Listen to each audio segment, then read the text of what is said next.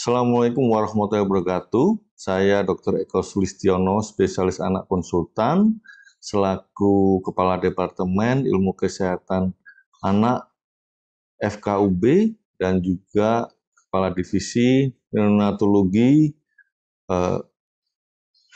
Ilmu Kesehatan Anak FKUB. Puji syukur kehadirat Allah Subhanahu wa Ta'ala yang telah memberikan rahmat dan hidayah kepada kita sehingga kami dapat menyelesaikan video pembelajaran pemeriksaan fisik pada neonatus. Video ini merupakan panduan pembelajaran yang dapat dipakai oleh mahasiswa kesehatan atau kedokteran dalam melaksanakan proses pembelajaran mengenai neonatologi.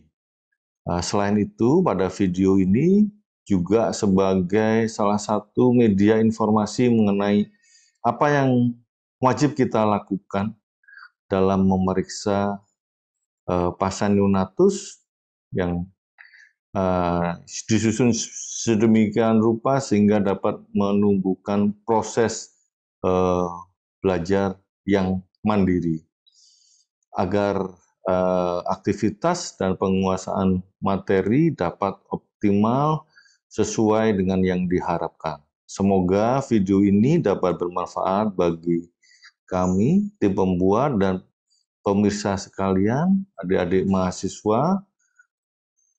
Adapun kritik dan saran tetap kami harapkan guna memperbaiki dan menyempurnakan video pembelajaran ini. Terima kasih. Wassalamualaikum warahmatullahi wabarakatuh. Tujuan pembelajaran dari kuliah pemeriksaan fisik pada neonatus adalah setelah menyelesaikan sesi ini, mahasiswa diharapkan mampu yang pertama memahami urutan prosedur resusitasi pada neonatus, yang kedua memahami prosedur pemeriksaan fisik pada neonatus, yang ketiga memahami prosedur pemeriksaan refleks primitif primer pada neonatus, yang keempat adalah mengetahui prosedur penentuan usia gestasi neonatus dengan sistem skor Ballard. Selanjutnya, yang kelima, melakukan penilaian skor Apgar, dan yang keenam, melakukan pemeriksaan keadaan umum neonatus. Pemeriksaan yang bisa dilakukan pertama adalah segera setelah lahir, di mana kita bisa menilai kesehatan bayi, bagaimana dia beradaptasi dari proses transisi kehidupan intrauterin ke ekstrauterin, mengidentifikasi malformasi kongenital mayor atau minor, menilai usia gestasi, status nutrisi, dan keadaan umum bayi. Pemeriksaan yang kedua dalam 12-24 jam setelah lahir, di sini kita bisa mendeteksi penyakit prenatal atau perinatal dapatan. Dan pemeriksaan ketiga adalah sebelum bayi pulang dari pusat layanan kesehatan untuk mendeteksi masalah postnatal dapatan, infeksi dan hiperbilirubinemia contohnya, dan mendeteksi malformasi yang belum tampak pada pemeriksaan yang dilakukan pertama maupun yang kedua. Pemeriksaan fisik. Prosedur umum pemeriksaan fisik terdiri dari inspeksi yang dilakukan melalui pemeriksaan visual, palpasi dan perkusi secara manual, dan auskultasi yang merupakan gabungan dari pemeriksaan manual dan auditorik. Pada saat kita melakukan pemeriksaan fisik neonatus, maka kita harus menjamin bahwa bayinya sedang dalam kondisi yang rileks, kemudian dia stabil kondisinya, artinya tidak boleh kita memeriksa sementara dia ada masalah seperti hipotermi, ya. Kemudian bayinya rileks sehingga bayinya itu merasa nyaman ketika kita melakukan pemeriksaan. Apabila bayi merasa terganggu, maka kita harus membuat dia comfort, membuat dia nyaman. Dan tindakan yang paling tepat adalah menyangga bayi, terutama menyangga kepala lehernya, supaya dia tetap berada pada posisi yang aman untuk bayinya. Posisi dan persiapan pasien ketika kita melakukan pemeriksaan fisik adalah kita harus melepaskan seluruh pakaian bayi, kecuali popok bayi. Bayi dalam keadaan telanjang, hangat, dan pencahayaan lingkungan yang baik dapat dilakukan di bawah lampu penghangat dan selimut atau di bawah radian warmer. Pastikan alat pemeriksaan bersih dan hangat. Pastikan bayi dalam keadaan stabil dan rileks, dan lakukan prosedur cuci tangan sebelum pemeriksaan. Tahan kepala leher saat menggerakkan bayi selama pemeriksaan. Pada fasilitas terbatas, kita bisa memodifikasi dengan menggunakan meja dan lampu yang diberikan sebagai fungsi sebagai penghangat untuk menjaga bayinya tidak mengalami bahaya hipotermi dan menjaga bayinya tetap stabil selama pemeriksaan. Pemeriksaan keadaan umum neonatus. Yang pertama, keadaan kulit. 2, keaktifan. 3, tangisan. 4, postur dan tonus. 5, gambaran dismorfik. 6, status nutrisi. Dan ketujuh adalah suhu.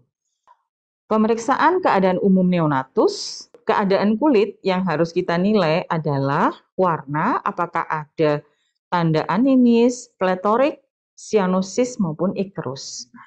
Lalu kita raba teksturnya kering, keriput, tertutup vernik caseosa atau terkelupas. Kita amati lesi kulitnya. Yang normal contohnya adalah milia, erythema toxicum, dan bercak mongol. Untuk contoh lesi kulit yang tak normal adalah peteki, hematoma, hemangioma, dan nevus pigmenti. Untuk keaktifan yang kita nilai adalah bagaimana bayi itu dalam aktivitasnya. Apakah dia tidur, tenang, bangun, atau rewel? Bagaimana geraknya? Aktif spontan, atau hanya aktif dengan stimulus nyeri atau tak ada respon? 3, tangisan. Kita lihat lemah, kuat, atau melengking yang kita sebut high pitch cry. 4, postur. Postur dan tonus. Postur kita lihat pada posisi neonatusnya, yaitu apakah ekstremitasnya fleksi dan simetris atau sebaliknya. Ekstremitas yang fleksi dan simetris itu merupakan contoh postur dari neonatus yang normal, di mana apabila dia abnormal posturnya, mungkin kita dapatkan gerak yang asimetris pada kasus Orb palsy, ataupun kita mendapatkan ekstremitasnya tidak fleksi. Tonus, kita bisa membedakan normal, hipertoni, maupun hipotoni. 5, gambaran dismorfik. Merupakan gambaran tidak lazim pada wajah, tangan, dan kaki. Bandingkan dengan gambaran wajah, tangan, dan kaki kedua orang tua bayi. Misalnya, contoh gambaran dismorfik adalah pada sindrom Down, Pierre-Robin sequence, maupun kasus kretinisme. Pemeriksaan kulit, warna, tekstur, dan lesi kulit. Kita bisa melihat lesi yang normal, contohnya milia, erythema toxicum, bercak mongol, dan salmon patch. Sementara lesi abnormal yang bisa kita lihat adalah peteki, hematoma, hemangioma, dan nevus pigmenti. Pemeriksaan kepala, mata, THT, dan leher. Pada kepala, kita lihat fontanella anterior posterior, sutura, caput succedaneum, sefal hematum. Pada mata, kita melihat secret, perdarahan subkonjungtiva, dan red reflex test, serta leukoria. Pada telinga, kita lihat bagaimana bentuk dan posisi pinna, preauricular pitch atau text, dan pada hidung kita lihat deviasi septum nasi dan atresia choana. Mulut dan tenggorokan yang kita lihat contohnya adalah melihat apakah kita temukan labiognathopalatosisis. Pada pemeriksaan kepala, kita harus bisa membedakan antara yang normal dan tak normal. Contoh yang normal adalah molase karena perjalanan janin selama melewati jalan lahir. Bisa menyebabkan timbulnya molding atau molase. Ubun-ubun besar yang normal, besarnya 2,5 sampai dengan 3 cm. Untuk yang tak normal, kita bisa menemukan sutura fusi atau kraniosinostosis, jadi dia menutup sebelum waktunya. Cephalhematum, kaput succedaneum, dan ubun-ubun besar yang cekung atau kembung. Pada pemeriksaan mata, kita harus melihat apakah mata tampak normal, membuka simetris, adanya red reflex test dengan optalmoskop. Untuk kondisi yang abnormal adalah apabila dia asimetris, ada konjungtivitis, perdarahan subkonjungtiva, dan kita temukan adanya leukokoria sebagai tanda red reflex yang abnormal. Pada pemeriksaan telinga, kita harus bisa melihat bentuk dan posisi normal dari telinga dan respon suara. Untuk yang tidak normal, maka bentuknya abnormal, posisinya abnormal, lost ears, dan respon suaranya tak ada, serta preauricular pitch atau tag kita dapatkan. Pemeriksaan hidung yang normal adalah tampak simetris dan paten. Kondisi abnormal adalah nafas cuping hidung, kita temukan adanya deviasi septum nasi atau malah terdapat atresia coana, jadi tidak ada lubang hidungnya, sehingga pasti akan menimbulkan masalah nafas pada bayi tersebut. Pemeriksaan mulut dan tenggorokan. Pada saat kita memeriksa secara normal, kita menemukan bentuk mulut yang normal, dan Epstein Barrs adalah merupakan salah satu bentuk variasi normal. Abnormal apabila kita temukan labiognatophalatosis, erupsi gigi prematur, makroglosia, dan tangkai. Pemeriksaan leher. Yang normal adalah bentuk dan pergerakan normal. Pada kasus abnormal kita temukan web neck, massa berbentuk hygroma ataupun torticollis, dan fraktur klavikula. Pada pemeriksaan toraks, kita bagi yang pertama dinding dada. Simetrisitas pergerakan dinding dada, retraksi subkostal, interkostal, dan suprasternal. Klavikula simetris atau ada krepitasi, jantung, suara satu dan suara duanya, murmur, irama galop, kemudian paru, suara nafas, bronkofesikuler, ronki wheezing, dan masuknya udara atau air entry. Pemeriksaan abdomen. Yang awal kita lihat adalah umbilikus. Jumlah arteri umbilikalis, meconium staining. Apakah dia tampak kering, ada tanda inflamasi atau sekret, dan defek hernia umbilikalis maupun omfalokel. Pada abdomen, bentuk abdomen normal, distensi atau scaphoid, lingkar abdomennya bila ada distensi, dinding abdomen apakah ada defek, hiperemia, dam kontur, yaitu bentuk usus yang tampak, dam stefung, yaitu gerak peristaltik usus yang tampak, bising usus terdengar atau tak terdengar, hiperreaktif maupun hipoaktif. Palpasi, kita melihat apakah kondisi abdomen tersebut supel atau tegang, hepar, lien, ginjal, dan apakah ada massa atau tidak. Pemeriksaan anorektal dan genitalia eksterna. Pada anus, kita bisa melihat apakah dia paten atau tidak. Uji patensi bisa kita lakukan. Kemudian adanya defek seperti atresia ani maupun fistula. Dan pada genitalia eksterna kita bisa melihat yang laki-laki ada hipo atau epispadia, andescensus testis, phimosis, dan pada yang perempuan labia, klitoris, dan himenya seperti apa. Apabila ada keraguan dari bentuknya, maka kita menyimpulkan adanya disorder of sex development. Pada pemeriksaan inguinal, kita harus mempalpasi bagaimana denyut dari arteri femoral, kemudian kita harus menelusuri dari ligamentum di inguinal, kemudian kita melihat bagaimana pulsasi tadi, dan juga apakah ada kelainan-kelainan di daerah inguinal seperti hernia inguinalis lateralis. Untuk anak laki-laki harus kita lihat bentuk dan ukuran normal dari kelaminnya, ada tidaknya hidrokel testis. Jadi yang bisa kita lihat adalah Adakah epispadia, hipospadia, phimosis, undesensus testis, hidrokeltestis, dan apabila kita mencurigai hidrokeltestis, kita harus melakukan transiluminasi tes. Pada anak perempuan, kita lihat bentuk normalnya, vaginal discharge, pseudomenstruation pada bayi baru lahir wanita, dan mukosal tag.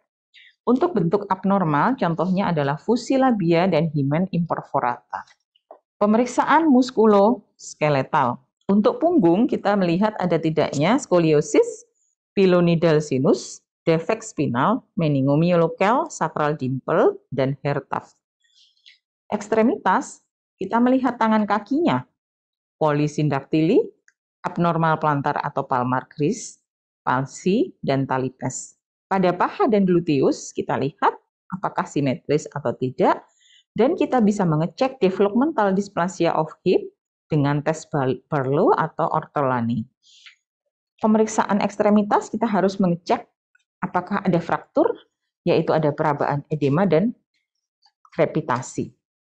Pada punggung, kita harus benar-benar memperhatikan apakah ada sacral dimple, sinus pilonidalis, hair tuft, dan meningomyelokal. Lalu, kita melihat untuk ekstremitasnya sindaktili, polidaktili, simian crease, double crease, talipes, dan palsi. Ini adalah contoh dari manuver ortolani. Manuver ortolani ini kita lakukan untuk mengecek apakah bayi baru lahir itu terdapat kongenital subluxasi atau dislokasi dari hip joint. Ya, sekarang kita lanjutkan pemeriksaan neurologis. Ya, pada pemeriksaan ini ada refleks primitif, yaitu refleks Moro, refleks Rotting, refleks Sacking, kemudian refleks Graves atau palmar atau plantar. Ya. Kemudian pada gambar ini kita lihat juga terdapat simetrivitas dari wajah, ya. Bila didapatkan wajah yang asimetris, ya, terutama pada saat menangis, ya, ini disebabkan karena paralisis dari saraf fasial di sisi kanan, ya, sesuai pada gambar, ya. Jadi kalau kita ingin mengetahui apa ada paralisis atau tidak, maka kita lihat bayi tersebut pada saat menangis. Pemeriksaan refleks fisiologis neonatus, ya. Jadi ada refleks Moro. Cara pemeriksaannya mengangkat bayi dalam posisi terlentang, kemudian kepala dijatuhkan secara tiba-tiba. Ya. Respon bayi tersebut akan mengembangkan lengannya, jarinya, dan tungkai. Terjadi abduksi dan ekstensi. Ya. Kemudian disusul dengan gerakan seperti memeluk, ya, atau aduksi fleksi. Kemudian refleks Rotting menstimulasi salah satu sudut mulut atau bibir bawah. Respon bayinya, ya, jadi mulut bayi akan berbalik ke arah sisi yang distimulasi dan membuka mulut, ya. Kemudian refleks sucking, ya, meletakkan sesuatu pada mulut bayi atau menyentuh bibir bayi, maka respon bayi tersebut akan menghisap, ya. Kemudian refleks palmar atau plantar grasp itu meletakkan sesuatu, misalnya jari pemeriksa, dan memberikan tekanan pada bagian palmar atau plantar. Respon bayinya adalah terdapat fleksi jari-jari tangan atau kaki seolah-olah akan menggenggam.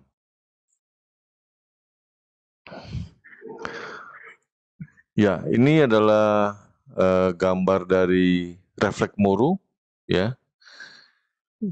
Ya, ini tadi ya, sesuai dengan perlakuannya tadi ya. Kemudian ini adalah refleks rotting refleks dan suckling refleks, ya. Kemudian juga bagaimana refleks grasp. Sekarang kita menginjak bagaimana menentukan usia gestasi dan kesesuaian masa kehamilan, ya, dengan menggunakan sistem skor Ballard dan Lubchenco. Ya, seperti kita ketahui dalam menentukan usia kehamilan pada saat periode prenatal, maka kita mengenal hari pertama haid terakhir (HPHT) dan juga menentukan usia kehamilan dengan melakukan usia USG prenatal. Ya, sedangkan pasca natal kita menggunakan skor Du Bois dan skor Ballard untuk menentukan usia kehamilan. Bagaimana dengan sistem scoring Ballard? Ya, pada scoring Ballard itu ada pemeriksaan maturitas neuromuskular dan juga maturitas fisik, ya. Jadi ada beberapa tes dari neuromuskular dan juga kita memeriksa maturitas fisiknya. Maturitas neuromuskular ada menilai postur tubuh, square window, arm recoil, popliteal angle, ya, kemudian scarf sign dan heel to ear. Kemudian kalau kita menentukan maturitas fisik, kita memeriksa kulitnya, memeriksa lanugunya, plantar surface, kemudian breast, atau ear, kemudian genitalianya, ya, genitalia eksterna. Nah, ini yang pertama adalah ini pemeriksaan Ballard, ya, neurologis, ya. Kita tentukan posturnya, ya. Ada skornya dari mulai -1 sampai 5, ya. Kita tentukan skornya pada saat bayi itu diletakkan di bed, ya. Bagaimana posturnya kita nilai, kalau semua ekstremitasnya lurus ya berarti nilainya 0, ya. Kalau semuanya fleksi nilainya 4, ya. Semakin prematur skornya semakin kecil, semakin aterem skornya semakin besar, ya. Kemudian square window, ya, itu kita tesnya seperti itu, jadi kita tekuk pergelangan tangannya, ya, kemudian kita tentukan sudutnya bagaimana, ya. Semakin muda usia kehamilannya, semakin tidak bisa nekuk pergelangan tangannya. Ya, semakin aterem itu semakin bisa menekuk, ya, nilainya sekitar 4. Kemudian kita menilai arm recoil, ya. Jadi pertama kita ini dulu, ya, lengannya ini, ya, kita tekuk, kemudian kita lepaskan. Jadi setelah dilepas posisinya bagaimana, ya, kita nilai, ya. Kalau lurus semua maka itu nilainya 0, ya. Kalau kemudian setelah kita lepas dia akan dia posisinya fleksi di pergelangan ini, ya, sikunya itu, maka nilainya 4, ya. Kemudian menentukan sudut popliteal, ya, itu, ya, seperti gambar sebelah kiri, ya. Jadi kita tekuk di lututnya, ya, Kemudian kita tentukan sudutnya, ya, seperti gambar sebelah kanan ya. Ya, semakin semakin muda usia kehamilannya, maka semakin bisa ditekuk sampai lurus ya. Kalau semakin aterem ya usia kehamilannya, maka lututnya tidak bisa ditekuk. Terus kemudian bagaimana dengan scarf sign-nya ya. Jadi itu kita pegang lengannya ya, kemudian kita silangkan ke tubuhnya ya. Maka ini kita lihat bagaimana sudutnya ya. Kemudian heel to ear ya. Jadi sama seperti popliteal, tapi itu kita luruskan sampai ke telinga ya. Ya, kemudian untuk maturitas fisik ya. Pertama kita nilai kulitnya ya. Jadi bagaimana kulitnya, ini sudah ada patokannya ya. Kemudian lanugonya ya, lanugonya di mana ya, itu ada nilainya juga. Kemudian plantar surface-nya ya, kita nilai telapak kakinya. Kemudian kita nilai payudaranya. Kemudian kita nilai telinga dan matanya ya. Kemudian kita nilai genitalianya laki atau perempuan ya. Kemudian itu sudah ada patokan-patokannya. Kalau laki bagaimana skrotumnya, sudah turun atau belum ya. Kalau perempuan itu labium mayornya, labium minornya kita nilai ya. Ya. Kemudian setelah kita menilai maturitas neuromuskular dan maturitas fisiknya, kita skor, kemudian kita jumlah ya. Misalnya seandainya skornya semuanya maturitas neuromuskularnya 2 ya, kemudian maturitas fisiknya semuanya 2 juga. Jadi totalnya semuanya 24. Jadi kalau kita plotkan nilai 24 itu antara 20 sampai 25. Jadi usia kehamilannya adalah berapa itu? 32, 34 minggu ya. Jadi berdasarkan balas skor, usia kehamilan bayi tersebut adalah 32, 34 minggu ya. Ya, kemudian kita cocokkan dengan, bukan kita cocokkan ya, kita plotkan dengan skor Lubchenco. Skor Lubchenco ini sebenarnya untuk menentukan status nutrisi bayi tersebut ya. Ya, misalnya tadi ya, kita misalnya berat badan lahirnya tadi 32, 34 minggu ya. Ada di sini ya. 32, 34 minggu ya. Ya kita buat 33 minggu ya. Dia lahir, berat badan lahirnya 1000 gram. Ya. 32, 34 minggu, sekitar 33 ini ya. Minggu kita plotkan, kita tarik garis ke atas 1000 gram. Maka dia ada di kurang dari 10 percentile. Ya.